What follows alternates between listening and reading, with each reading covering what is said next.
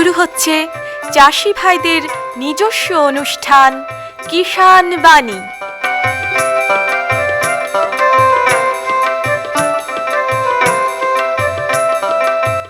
কৃষি, মাছ চাষ, প্রাণী সম্পদ উন্নয়ন, সমবায়, ফল চাষ, কৃষি প্রযুক্তি, পলুপালন, গ্রামোন্নয়ন এ সব কিছু জানতে শুনুন কিষাণ বাণী।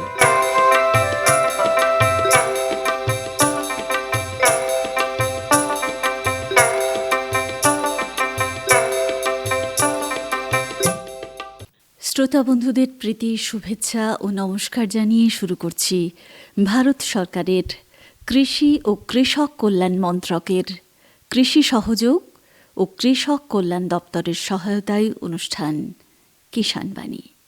নমস্কার শ্রোতা বন্ধুরা, এবং সেই সঙ্গে আমাদের আজকের যিনি বিশেষজ্ঞ কিষাণ বাণী অনুষ্ঠানে এসেছেন তার সঙ্গে পরিচয় করিয়ে দিই আপনাদের। উনি ছাদ বাগান বিশেষজ্ঞ। হ্যাঁ, নমস্কার, আপনার নাম? নমস্কার, আমি নীলাংশু দত্ত। হ্যাঁ, আপনার বাড়ি? আমার বাড়ি বহরমপুর চালতিয়াতে। আচ্ছা, মুর্শিদাবাদ জেলার বহরমপুর চালতিয়া ব্লক বহরমপুর। তো আপনি তো ছাদ বাগান বিশেষজ্ঞ। তো এই যে ছাদ বাগান কথাটা আমাদের এখন কিন্তু খুব বহুল প্রচলিত, মানুষের ভীষণ গাছ লাগানোর শখ, আমরা যারা শহরে বাস করি। হ্যাঁ, কিন্তু জায়গা নেই একদম। আগে যেমন যে মাটি ছাড়া আমি কিছুতেই গাছ লাগাতে পারবো না বা হবে না। হ্যাঁ, আমরা যারা শহরে ইটের পরে ইট, মাঝে মানুষ কীট বাস করি, তাদের মানে ইচ্ছে থাকলেও উপায় হতো না বা জানতো না সেই কিভাবে কি পরিচর্যা করতে হয় ছাদ বাগানের। হ্যাঁ, তো সেই বিষয়গুলো আমরা আজকে আমাদের কৃষক বন্ধুদের এবং শ্রোতা বন্ধুদের জানাবো। তো শুরুতেই এই যে শীত চলে গেল, আমরা ক্রমশ গরমের দিকে এগোচ্ছি, তো এই যে শীতকালীন যে সব গাছগুলো ছিল, কি সুন্দর ফুল, রং বেরঙের ফুল, তাছাড়াও আরও অন্যান্য গাছ ছিল। তো এই যে শীতকালীন গাছগুলো, সেইগুলো কি সারা বছরের জন্য আমরা রাখতে পারবো, নাকি আবার নতুন করে আবার শীতের জন্য আমাদেরকে লাগাতে হবে? না, দেখুন, শীতকালীন কিছু গাছ আছে যে গাছগুলো আমরা সামনের বছরের জন্য রাখতে পারি। হ্যাঁ, কিছু গাছ আছে যেগুলো বীজের থেকে হয়, সেগুলো আমরা রাখতে পারি না, মানে তারা বহু বর্ষজীবী নয়। আচ্ছা, কিছু গাছ হয় বহু বর্ষজীবী, কিছু গাছ হয় বর্ষজীবী। যারা বর্ষজীবী গাছ তাদের কিন্তু আমাকে আবার সামনের বছরের জন্য নতুনভাবে কিনতে হবে। আচ্ছা, কারণ তারা একবার ফুল দেবে, ফুল দেওয়ার পর তারা কিন্তু মারা যাবে। যেমন যেমন বলি, যেমন ধরুন আপনি পিটুনিয়া, শীতের একদম একটা সব থেকে মানে আলো করে দেওয়া গাছ একটা পিটুনিয়া। সেই পিটুনিয়া কিন্তু সে ফুল দেবে, দেওয়ার পরে কিন্তু শেষের দিকে মারা যাবে। ওই গাছটাকে কিন্তু আমি রাখতে পারবো না। ইনকা গাঁদা, যেটা বলি ইনকা গাঁদা, এটাও মারা যাবে, আমি রাখতে পারবো না, কিছুতেই পারবো না। চেষ্টা করলে পারবো না বলা ভুল, পারবো। সেক্ষেত্রে ওর জন্যই বলছি কিছু গাছকে আমরা সামনের বছরের জন্য টিকিয়ে রাখতে পারি। আচ্ছা, যেমন ইনকা গাঁদা এখন শেষের দিকে মারা যাবে। হ্যাঁ, রোদ যত বাড়বে গাছটা মারা যাবে। তার আগেই যদি আমার রাখার ইচ্ছা হয়, তাহলে কি করবো, আমি ওই গাছ থেকে কিছু কাটিং করে রাখবো। আচ্ছা, গাছের ডাল কেটে আমি বালিতে বসিয়ে রাখবো, তা থেকে শিকড় তৈরি হবে। সেই গাছটাকে আমি ছাওয়া জায়গাতে রাখবো, ছায়াতে। হ্যাঁ, যাতে বেশি রোদ না লাগে। আচ্ছা, আর বালিতে যে বসাবো সেইটার কি কোনো পদ্ধতি রয়েছে? না, এই গাঁদা গাছ সাধারণত এমনি বালিতে বসালেই ওর শিকড় গজিয়ে যায়। আচ্ছা, হ্যাঁ, এছাড়াও কিছু শিকড় গজানোর পাউডার পাওয়া যায়, রুট হরমোন বলা হয়, রুট হরমোন বলে। সেই রুট হরমোন দিয়ে বসালে খুব তাড়াতাড়ি শিকড়টা গজিয়ে যায়। হ্যাঁ, সেক্ষেত্রে আমরা গাছটাকে সামনের বছরের জন্য রাখতে পারি। এটা যেমন এক বর্ষজীবী গাছ, কিন্তু আমরা জোর করে তাকে রাখছি। এছাড়াও যেমন ডালিয়া, চন্দ্রমল্লিকা, এরাও একদম শীতের প্রধান ফুলের মধ্যে একটা দুটো। তো এই ফুলগুলো কিন্তু শীতের, যেমন চন্দ্রমল্লিকা কিন্তু প্রথম বছর এই বছর আমি যে গাছটা কিনলাম বাইরে থেকে, তার ফুল খুব ভালো লাগলো আমার। আমি কিন্তু গাছটাকে সামনের বছরের জন্য রাখতে পারবো। সেই রাখবার পদ্ধতিটা আমরা একটু জানবো। সেটা হচ্ছে গিয়ে, এই চন্দ্রমল্লিকা গাছটা কিন্তু ফুল হয়ে যাওয়ার পরে গাছটা উপর থেকে ফুলগুলো শুকিয়ে যাবে, কিন্তু নিচ থেকে ওর অনেক চারা বেরায়। চারা মানে ওই শিকড়ের থেকে আবার নতুনভাবে চারা বেরায়, নতুন গাছ বেরায়। আচ্ছা, আমরা যেই পটে গাছটা লাগানো আছে সেই পট সমেত আমরা ওই উপরে যে গাছটায় ফুল হলো সেই গাছটাই কেটে দিলাম, বাদ বাকি নিচের থেকে শিকড়ের মাধ্যমে যে চারাগুলো বেরালো সেই চারাগুলো আমরা রেখে দিলাম সামনের বছরের জন্য। সামনের বছর আমরা ওখান থেকে আবার নতুনভাবে কাটিং করে ওই সেই রুট হরমোন পাউডার দিয়ে কাটিং করে ওই যে গাছটা থাকলো তার থেকে আবার যে নতুন গাছ ডালপালা বেড়াচ্ছে, সামনের বছর আগস্ট সেপ্টেম্বর মাসে আমরা সেখান থেকে আবার ডাল কেটে নতুন গাছ তৈরি করতে পারবো। আচ্ছা, এই যে কেটে দিলাম বলছেন, এই গাছটা লম্বা ঝাপড়া যে গাছটা ছিল আলো ভরা ফুল দিয়ে, সেই গাছটাকে ছোট করে কেটে দেওয়া একদম হলো। নিচের গোড়ার থেকে 3 ইঞ্চি রেখে কেটে দিতে হবে। কেটে দেওয়া হলো। তখনই কাটার আগেই অলরেডি ও কিন্তু নিচে ওই শিকড় থেকে নতুন নতুন গাছ বেড়াতে শুরু করবে। একদম পুরো জঙ্গল হয়ে যাবে টবটা।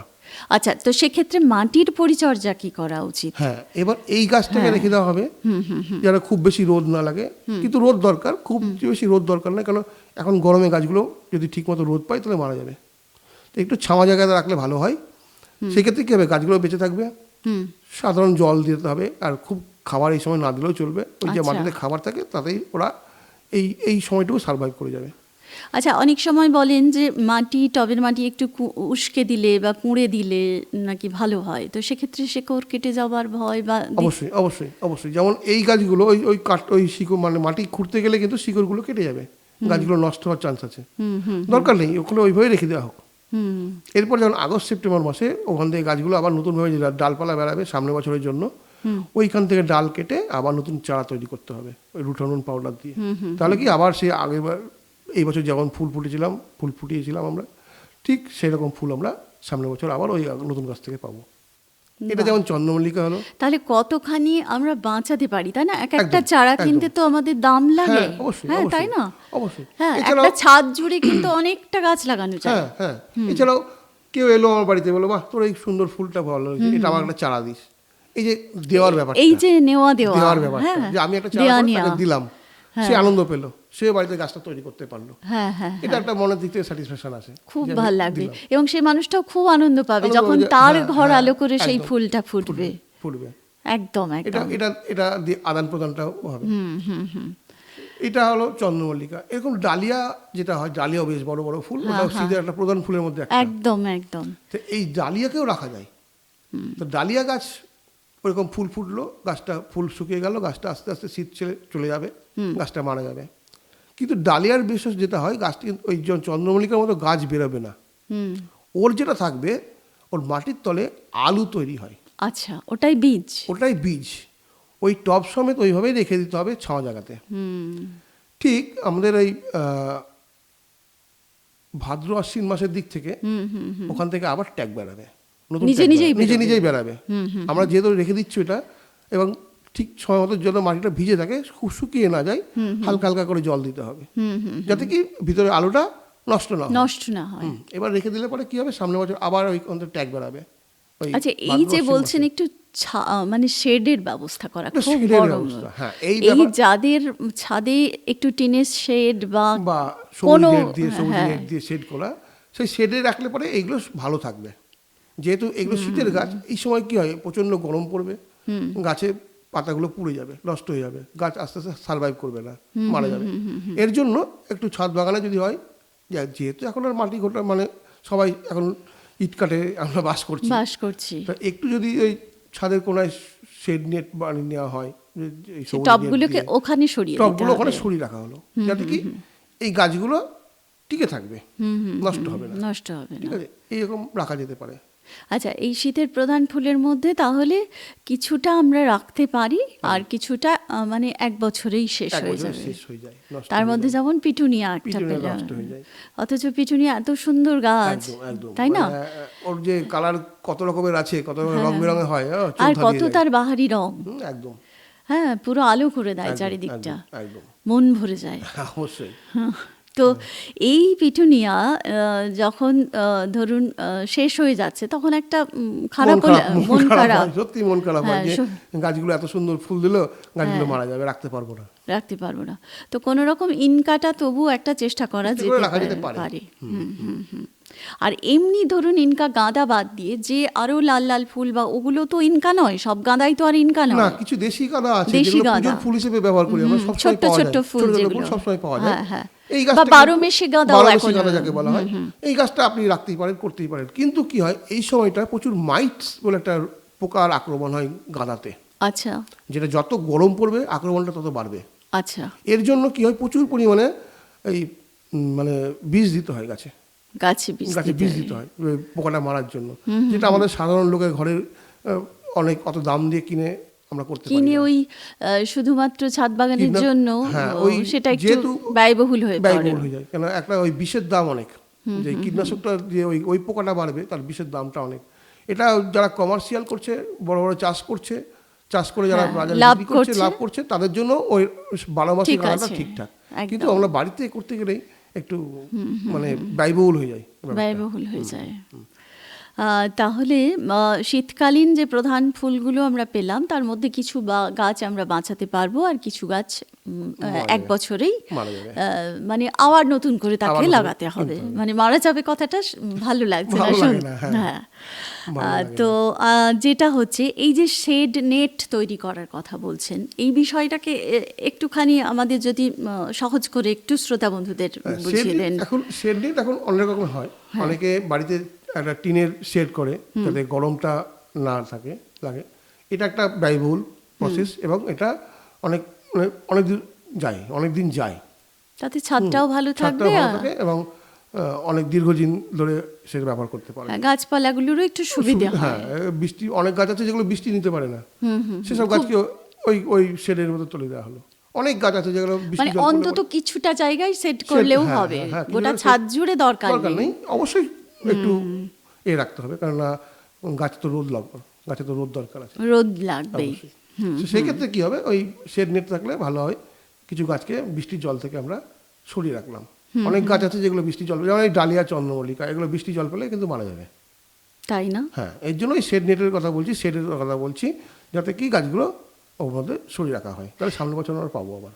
আচ্ছা, এই যে ধরুন পিটুনিয়া, গাঁদা, ডালিয়া, চন্দ্রমল্লিকা, এই যে শীত ভোর আমাদের ফুল দিয়ে গেল, এই গাছের পরিচর্যার জন্য কি কি দরকার খাবার হিসেবে? দেখুন, সাধারণত গাছের খাবার তো তিনটি, মেন খাবার তিনটে: নাইট্রোজেন, ফসফেট আর পটাশ। আচ্ছা, এই তিনটে যে মেন খাবার, গাছের মেন খাবার। তো এর সঙ্গে কিছু লাগে যেগুলো বলা হয় মাইক্রোনিউট্রন, মানে অনুখাদ্য যাকে বলি আমরা, অনুখাদ্য লাগে কিছু। মাটিতে যেহেতু আমরা টবে চাষ করি, টবের মাটিতে অনুখাদ্যর পরিমাণটা কম থাকে, এই জন্য অনুখাদ্যটা দিতে হয়। আর যদি আমরা এই গাছগুলো মাটিতে চাষ করি তাহলে অনুখাদ্যর প্রয়োজন হয় না, শুধু ওই মেন যে খাদ্য যেগুলো নাইট্রোজেন, ফসফেট, পটাশ, এই তিনটে আমরা ব্যবহার করি। এই দুরকম ব্যাপার আছে, দুরকমভাবে ব্যবহার করা যায়, একটা জৈব, একটা অজৈব। আচ্ছা, তো জৈব হচ্ছে কি আমরা যেগুলো জৈব মানে পদ্ধতিতে পাই, যেমন খোল, বিভিন্ন খোল, তারপরে গোবর সার, পাতা পচা সার, এইগুলো পদ্ধতি পাই। আর যেগুলো অজৈব, যেমন কেমিক্যাল যেগুলো বলি আমরা, যেগুলো বাজারে কিনতে পাওয়া যায় কেমিক্যাল সার হিসেবে, সেইগুলোর মধ্যে যেমন এনপিকে আছে, ডিএপি আছে, ইউরিয়া আছে, ফসফেট আছে, পটাশ আছে, এইগুলো আছে। এগুলো বিভিন্ন মাত্রা আছে, গাছ বিভিন্ন মাত্রায় খায়। কোনো গাছে হয়তো নাইট্রোজেন কম লাগে, কোনো গাছের ফসফেটটা বেশি লাগে, কোনো গাছে পটাশটা বেশি লাগে। এটা বুঝবে কি করে সাধারণ মানুষ? এটা সাধারণ মানুষ যারা ছাদ বাগান করে, অনেক দিন ধরে করে আসছে, তাদের কাছে এটা আস্তে আস্তে তারা মানে শিখে নেয় যে কীভাবে করতে হয়। যারা নতুনভাবে করবে তাদেরকে একটু সাবধানতা অবলম্বন করতে হয়, বিশেষ করে এই কেমিক্যাল সারের ব্যাপারে। আচ্ছা, যে কোনো লক্ষণ দেখে কি বোঝা যায়? যে যেমন অনেক সময় আমরা দেখেছি গাঁদা পাতা বেশি সবুজ হয়ে যাচ্ছে বা কুঁকড়ে যাচ্ছে, তখন নাকি বুঝতে হবে যে খাবার বেশি হয়েছে। একদম। তো সেই রকম কোনো লক্ষণ রয়েছে? অবশ্যই কিছু লক্ষণ আছে, যেমন আপনার দেখতে পাই যে গাছের পাতা হলুদ হয়ে যাচ্ছে, সেক্ষেত্রে মাঝখানে শিরাটা সবুজ কিন্তু পাতাটা হলুদ, হ্যাঁ, সেক্ষেত্রে দরকার আমার বুঝতে হবে ওখানে পটাশ দরকার আছে। বা হলুদ হয়ে গেলে তখন পটাশ দরকার আছে। মাঝখানে গাছের পাতাটা মাঝখানে শিরাটা সবুজ হয়ে আছে আর পাতাগুলো হলুদ, হালকা হলুদ হয়ে যাচ্ছে, তার মানে কি গাছটা পটাশ দরকার। দেখা যাচ্ছে গাছটা ঠিক গঠনটা ঠিক হচ্ছে না, যেমন গঠন দরকার তেমন গঠনটা ঠিক হচ্ছে না, সেক্ষেত্রে গাছটা কেমন যেন একটু অন্য টাইপের লাগছে দেখতে, যতটা সতেজ থাকার কথা ততটা সতেজ নয় গাছটা। সেক্ষেত্রে দরকার কিন্তু বৃদ্ধিটাও যেন কমে গেছে, কম হচ্ছে, সেক্ষেত্রে দরকার ফসফেট। আর দেখা যাচ্ছে পাতার সবুজ ভাবটা নাই, কেমন যেন একটা মরা ব্যাপার, না কেমন একটা মানে সেই দুর্বল ব্যাপার, সেক্ষেত্রে লাগবে কিন্তু নাইট্রোজেন। মানে এই যে তিনটে সারের তিনটে কম্বিনেশনে এই মানে আচ্ছা ধরুন তিনটেকে মিক্সড করে দেওয়া হলো, হ্যাঁ, এবার অল্প তিনটেকে করে। মিক্স করে বাজারে বিভিন্ন রকম সার পাওয়া যায়। হ্যাঁ, যেমন 19-19-19, 20-20-20, এরকম 14-35-14, এরকম 10-26, 10-26-26, এরকম মেলা আচ্ছা রকম। এই সার দেওয়ার নিয়ম কি একেবারে গাছের গোড়ায় নাকি একটু দূরে? না না না, একদম গাছের গোড়ায় ধরুন নয়, একটু টব, দূর দিয়ে। টবে তো টবে, হ্যাঁ, space টবে বেশি নয়। ধরুন টবের স্পেসটা আছে ধরুন 8 ইঞ্চি স্পেস। 8 ইঞ্চি স্পেসের মধ্যে ঠিক মাঝখানে 4 ইঞ্চির, মানে গাছের গোড়া থেকে 4 ইঞ্চির দূরত্ব দিয়ে একটা রিং করে সারটা দেওয়া যেতে পারে। সেক্ষেত্রে কিন্তু এটা মানে কেমিক্যাল সারের কথা বলছি। আর যদি কেউ জৈব সার দেয় তাহলে কিন্তু মাটির সঙ্গে মিশিয়ে দিই, কোনো অসুবিধা নেই, কিছু অসুবিধা কোনো অসুবিধা নেই। আচ্ছা এবারে তো ফুলগুলো পেলাম, এবারে আসি অ্যাডেনিয়াম, খুব সুন্দর গাছ। আর শীতকালেই দেখি আমরা আরেকটা আছে বোগেনভলিয়া, মানে এই দুটো গরমে, বিভিন্ন রঙের। এই দুটো এই সময় গরমে ফুলবে। গরমে ফুল, গরমে ফুলবে। শীতেও ফোটে, গরমেও শীতে ফোটে। কম ফোটে, এইগুলো আসছে গরমের দিকে। আস্তে আস্তে যে গরমটা আসছে, এটাও এই ছাদে সময়, হয়, তাই না? হ্যাঁ, এই সময় কিন্তু ছাদ বাগান যারা করে তারা কিন্তু এই দুটো গাছের প্রতি পরিচর্যা বেশি নেবে। আচ্ছা, কারণ এখন আস্তে আস্তে গোটা যাদের বাড়িতে বোগনভেলিয়া বা কাগজ ফুল আছে, হ্যাঁ তাদের গাছগুলো আমরা একদম কাগজ ফুল নামেও ডাকি। কাগজ ফুল নামে ডাকি, যাকে বোগনভেলিয়া বলি আমরা। আগে কাগজ ফুলই বলতাম আমরা, বেশিরভাগ লোক কিন্তু কাগজ কাগজ ফুল ফুলই বলি আমরা। বলি। হ্যাঁ, এবার এই গাছগুলো এখন কেটে তার প্রুনিং করে সুন্দর করে তার গোছটা তৈরি করে খাবার দেওয়া, এখন এই মুহূর্তে খাবার দিলে পরে। আচ্ছা কি কি খাবার লাগে? দেখুন, যে কোনো গাছের মেন খাদ্য ওই তিনটেই, ওই তিনটেই, ওই তিনটেই, ওই তিনটের মিশ্রণ একটা দিতে হবে। ওই তিনটেই কিন্তু মেন খাবার। এবার আপনি পছন্দ করছেন জৈব সার, তাহলে জৈব খাবার দেবেন। আপনি পছন্দ করছেন কেমিক্যাল, তাহলে কেমিক্যাল দেবেন। কিন্তু ওই তিনটেই মেন খাবার। এবার যেহেতু আপনি টবে করছেন, টবে করলে কি হবে, আপনার মাটিতে তো নেই, অনুখাদ্য কম, অনুখাদ্য নেই। অতএব আপনাকে অনুখাদ্য দিতে হবে। বিভিন্ন কোম্পানি অনুখাদ্য আলাদা করে পাওয়া যায়, আলাদা করে বিভিন্ন কোম্পানি বিক্রি করে, একটা অনুখাদ্য নিতে হবে সঙ্গে, ওই খাবারের সঙ্গে আপনাকে 7 দিন 10 দিন অন্তর একবার করে অনুখাদ্য দিতে হবে, যাতে কি গাছের গ্রোথটা ঠিক থাকে, গ্রোথটা ঠিক ফল থাকে। ফুলটা ভালো হয়। আচ্ছা বোগেনভেলিয়া গাছ তো আমরা দেখেছি একদম মাটি থেকে ছাদে দোতলা তিনতলায় একদম উঠে উঠে যায়। যায়। তো সেই গাছকে টবে হ্যাঁ, রাখা, সেই গাছকেও টবে কিন্তু কেটে একদম সুন্দরভাবে প্রুনিং করে একদম গোল গোল করে রাখা যায়। হ্যাঁ হ্যাঁ। সেক্ষেত্রে কি হবে, গাছের ডালগুলো। আচ্ছা ভালো মতো এই যে pruning করতে ডালপালা হবে। কাটছেন বা ছাড়ছেন, সেই জিনিসটা কবে করা উচিত, মানে কোন সময়? সেই জিনিসটা এই ফেব্রুয়ারি মাস চলে গেল, এই মার্চ মাসের প্রথম উইক থেকে শুরু করা দরকার। এখনই দরকার।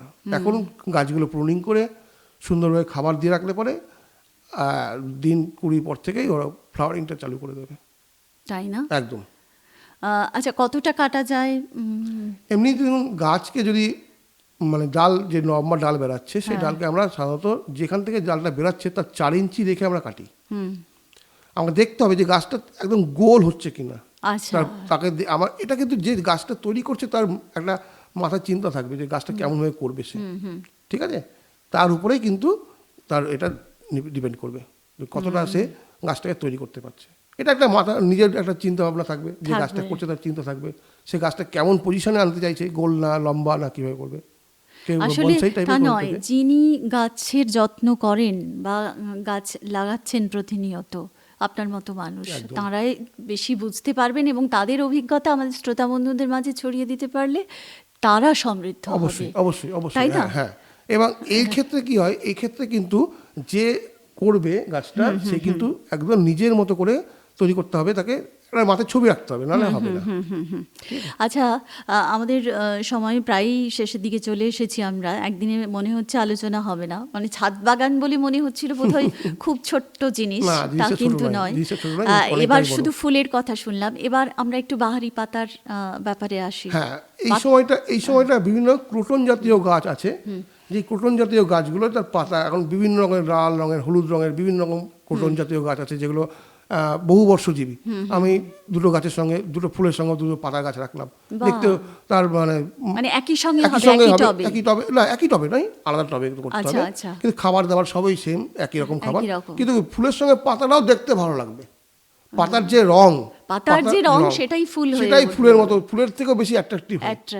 হ্যাঁ, এরকম আছে। এই গাছ তো 12 মাস থেকে, এই গাছটা 12 মাস থাকে। এই গাছটা আপনাকে নিয়ে একবার লাগালেই মোটামুটি হবে, আপনি প্রচুর অনেক বছর পর্যন্ত আপনি রাখতে পারবেন।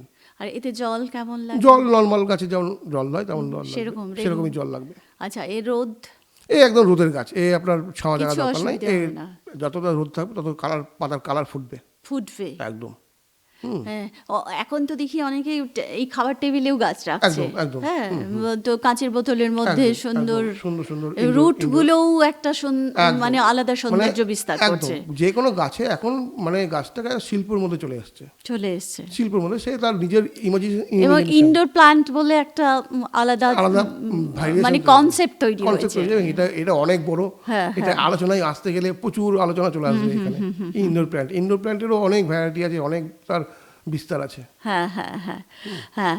আচ্ছা, এই যে প্রোটনের কথা শুনলাম আমরা, বাহারি পাতা, আর এছাড়া কলিয়াস। কলিয়াস এটাও কিন্তু একটা বর্ষজীবী বাহারি পাতার গাছ। আচ্ছা, এটা বর্ষজীবী বাহারি মানে পাতার এক গাছ, বছরই বাঁচবে। কিন্তু একেও সেই আগে যেমন বললাম যে কাটিং করে রাখা যায়। আচ্ছা, এই যে বীজ থেকে যে গাছটা হবে সেই গাছটা কিন্তু মারা যাবে 1 বছরের মধ্যেই। হ্যাঁ হ্যাঁ। কিন্তু এর ডালকেও কাটিং করে আমরা রাখতে পারি বহু বর্ষজীবী হিসেবে। আচ্ছা, সেটাও সেই বালির মধ্যে কাটিং করে রাখা যায়। এরও বিভিন্ন পাতার তার স্ট্রাকচার, বিভিন্ন রকম তার কালার, পাতার কালার দেখলে একদম চোখ জুড়িয়ে যায়। আচ্ছা, এবার শীতের ফুল গেল, এবার শীতে ফল গাছের পরিচর্যা নিয়ে একটুখানি। এই সময় গরমে যে বিভিন্ন আমরা ফল পাই, গরমে তো আমরা ফলের বলতে গেলে সময় এই সময়টা আসছে আম, জাম, কাঁঠাল, লিচু, বিভিন্ন ফল। অনেকেই আছেন যারা কি ছাদ বাগানে 2-4টা ফল রাখেন, আম, পেয়ারা রাখেন, এখন লেবু থাকে। এখন প্রতিটা গাছকে কিন্তু যত্ন নেওয়ার সময়, কেন প্রতিটা গাছে মুকুল এসছে, আমের গাছে মুকুল এসছে, লিচু গাছে মুকুল এসছে, পেয়ারা গাছে পেয়ারায় ফুল এসছে। এই সময়টা ফুল এবং মুকুল আসবার সময়, একদম ফুল মুকুল চলে এসছে। এখন এই গাছগুলোকে পরিচর্যা করা খুবই জরুরি। সেই পরিচর্যাটা আমরা একটু জানবো। সেই পরিচর্যার মধ্যে এখন খাবারটা দিতে হবে গাছের, প্রতিটা গাছে খাবার, মানে ওই তিনটেই খাবার কিন্তু আছেই। আপনি জৈবদিন আর অজৈবদিন, কিন্তু খাবারের তিনটেই। ওর সঙ্গে কিন্তু আপনাকে মাইক্রোনিউট্রন দিতে হবে বা অনুখাদ্য দিতে হবে, যেহেতু আপনি টবে গাছটা করছেন। এবার সেই গাছটা তার কতটা খাবার নিতে পারবে সেটা আপনার নিজেকে করতে হবে, যে আপনি কতটুকু গাছ। ছোট গাছে যদি বেশি খাবার দেন গাছটা নষ্ট হবে, বড় গাছে কম খাবার দিলে গাছটা বাড়বে না। অতএব কি ছোট গাছে সেরকম খাবার, বড় গাছে বড় খাবার, এটা বাচ্চা মানুষ করার মতো। আরেকটা কথা, যে এখন কিন্তু বাহারি টব উঠেছে, মাটির টব, প্লাস্টিকের টব, ফাইবারের টব, আবার সেরামিকের টব। তো কোন টবে গাছ ভালো হয়? এবং শুনেছি অনেককে যে টবেও নাকি শেকড়টা জড়িয়ে যায় অনেক সময়। একদম একদম। দেখুন, হ্যাঁ, আমাদের মাটির টব হচ্ছে টব, মানে গাছ যদি কেউ করতে চায় তাহলে মাটির টবে করতে হবে, বেস্ট। কেন এই কারণেই মাটির থেকে ইভাপোরেশন হয়ে এক্সট্রা জলটা বেরিয়ে যায়, যেগুলো অন্য কোনো পটে কিন্তু সেটা হবে না, ইভাপোরেট হবে না, মাটিতে জলটা জমবে, আপনি বুঝতে পারছেন না উপর থেকে জল তলে জমে আছে। আর একদম যখন টবে গাছ বসাচ্ছে তখন কিছু নিয়ম রয়েছে? হ্যাঁ, অবশ্যই কিছু নিয়ম আছে টবের মধ্যে। যেমন টবের নিচে ফুটো থাকে, ঠিক আছে, ওটা কেন থাকে? ফুটোটা জল নিষ্কাশন করার জন্য, জলটা যাতে বেরিয়ে যায়, এক্সট্রা জল যাতে বেরিয়ে যায়। এবার কি হয়, ওখান থেকে শিকড় বেরিয়ে যায়, শিকড় বেরিয়ে ফুটোটাকে বন্ধ করে দেয়। গাছের শিকড় তো সবসময় ঘুরছে নিচে, অনেক সময় ওই ফুটো দিয়ে শিকড় বেরিয়ে যায়, যে গাছে ওই ফুটোটা বন্ধ করে দেয়। ফুটো বন্ধ করলে কি ভিতরে জলটা জমে যাচ্ছে, জলটা পচে যাবে। অতএব ওই ফুটোটাকে এমনভাবে রাখতে হবে যাতে ওই ফুটোটা গাছের শিকড় বন্ধ না করতে পারে। মানে তলে কিছু খোলামকুচি দিয়ে দিতে হবে, খোলামকুচি বা খুয়ার টুকরো, যাতে কি শিকড়টা অদূর পর্যন্ত পৌঁছায় না পৌঁছায়, শিকড়টা থাকবে উপর পর্যন্ত। তলায় কি একটু বালি বা হয়তো খোলামকুচি দিলে কি হবে, জলটা বেরিয়ে যাবে, শিকড়টা উপরে থাকবে, শিকড়টাও নামবে না, অদূর পর্যন্ত নামবে না। তাহলে কি হবে, তাহলে গাছটা বাঁচবে। এটাও কিন্তু একটা মনে রাখতে হবে যারা ছাদে বাগান করবেন বা ছাদ বাগান বিলাসী মানুষ। হ্যাঁ হ্যাঁ হ্যাঁ। আচ্ছা নীলাংশু বাবু, আমরা তো ছাদ বাগানের বিভিন্ন ফুল গাছের পরিচর্যার কথা জানলাম, ফল গাছের পরিচর্যার কথা জানলাম, এবং গাছে টবে কিভাবে গাছ বসাতে হয় সে কথাও আমরা জানলাম। তো এখন ধরুন এই ছাদ বাগান থেকে কেউ যদি নার্সারির কনসেপ্টে যায় বা করবো ইচ্ছে করে, বাড়ি বসেই ধরুন, অন্য কোনো জায়গা নেই, হ্যাঁ, এই নার্সারি থেকেও তো এখন মানুষ খুব শৌখিন হয়েছে, হ্যাঁ, তো সেই নার্সারি করতে গেলে কিরকম খরচ এবং তাকে কতখানি পুঁজি নিয়ে আসতে হবে এবং পরবর্তীতে সে কতখানি এখান থেকে লাভ পেতে পারে?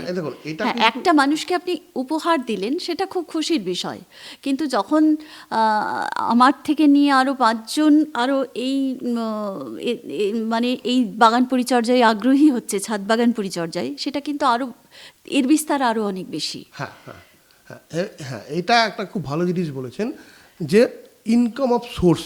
একদম, ইনকাম যদি থাকে তার মতো আনন্দ কিছুতে নেই। এবার দেখুন, আমরা অনেকেই আছি যারা বিভিন্ন ইনকামের সঙ্গে যুক্ত, এবং অনেকেই বাড়িতে যারা আছেন, বিভিন্ন গৃহবধূ বলুন বা বাড়িতে যারা থাকেন, তারা যদি ভাবেন যে আমরা এখান থেকে ইনকাম করব, অবশ্যই একটা ইনকাম তিনি করতে পারেন। হ্যাঁ ওই যে বললাম চন্দ্রমল্লিকা রাখবো, হ্যাঁ, রাখলাম, আমার তো লাগবে একটা গাছ, একটা গাছ বা 5টা টব আছে, 5টা গাছ আমি 5 রকমের 5টা গাছ লাগিয়েছি, 5টা গাছ আমি রেখেছি, ঠিক আছে। তো 5টা গাছ থেকে কিন্তু সামনের বছর আমি 500টা গাছ পাবো। এই জিনিসটা তো জানতেই হবে। হ্যাঁ, সামনের বছর আমি ওই একটা গাছের থেকে 500টা গাছ কাটিং করে তৈরি করতে পারবো। হ্যাঁ হ্যাঁ হ্যাঁ, আমি যদি ভাবি যে আমাদের 10 জনকে আমি গিফট করলাম 10টা গাছ, বাকি থাকছে আমার জন্য একটা গাছ, আমি লাগাবো 11টা গাছ, বাদ বাকি গাছগুলো কি হবে? যদি আমরা বাদ বাকি গাছগুলো বাজারে বিক্রি করতে পারি, অবশ্যই আমার লাভ হবে। আমার গাছের জন্য যে খাবারটা কেনা দরকার সেটা আমি ওই টাকাতে কিনতে পারবো। তাহলে কি আমাকে চেষ্টা করতে হবে এখানে যে নার্সারি যারা গাছ বিক্রি করে তাদের সঙ্গে কন্ট্যাক্ট করা, যে দেখো দাদা, আমার কাছে এই গাছটা, এই রঙের ফুলটা, এতগুলো চারা আছে, তোমরা তো চারা বিক্রি করো, আমার কাছে নিয়ে বিক্রি করো, আমাকে কম পয়সা দাও। বা চেনা পরিচিত মানুষ তাদেরকে বলা, বা চেনা পরিচিত ভাই, হ্যাঁ আমি, আমার কাছে চারা আছে, তুমি ধরো বাজারে একটা গাছ 5 টাকা দিয়ে কিনছো, আমাকে 5 টাকা দিতে হবে না, 3 টাকা দাও। তার মানে কি আমার 3 টাকা কিন্তু লাভ। আমার তো আমার শুরুটা এইভাবে করলাম, আমার শুরুটা এইভাবে করি আমি, 3 টাকা লাভ। এবং এই যে ইনভেস্টমেন্টটা, যে প্রাথমিকভাবে আমরা যেটা, যে অর্থটা আমরা কাজে লাগাতে হবে, সেইটা কিরকম পরিমাণে নিয়ে শুরু করা যায় এবং ভবিষ্যতে কতখানি সে না, এবার এই প্রাথমিক ব্যাপারটা কিন্তু আলাদা। হ্যাঁ, তাহলে কিন্তু তাকে বড় জমিতে আসতে হবে, বড় জায়গায় আসতে হবে। ছাদ করতে গেলে ছাদে থেকে ওই যে বললাম প্রাথমিক, মানে ওই আমি প্রথম প্রাথমিক ইনভেস্টমেন্ট আমার ওই 5 টাকা, ওই 5 টাকাতে গাছ কিনেছিলাম আমি গত বছর, সেই গাছটা রেখেছিলাম আমি। এবছরে আমি ওইখান থেকেই আমি 500টা গাছ তৈরি করেছি। একদম 500টা গাছ থেকে আমি সবাইকে দিয়ে থুয়ে আমার কাছে 300টা গাছ আছে, আমি 300টা গাছ বিক্রি করলাম 3 টাকা দরে, বা 3 থেকে 900 টাকা, ওই যে 900 টাকা ওটাই আমার এবছরের হলো। এবার আমি তো করেছি 5টা গাছ, 5 রকমের 5টা, তো 5টা গাছে তো আমি অতগুলো করে 500 টাকা করে গাছ করেছি। 500 টাকা করে গাছ করলে কি হবে, আমি সে দিয়ে দিয়েছি, আমার আরো 300 করে, মানে 1500টা গাছ আছে, 1500টা গাছ আছে, আমি 1500টা গাছে 3 টাকা করে বিক্রি করলাম, 3 15 45, 4500 টাকা।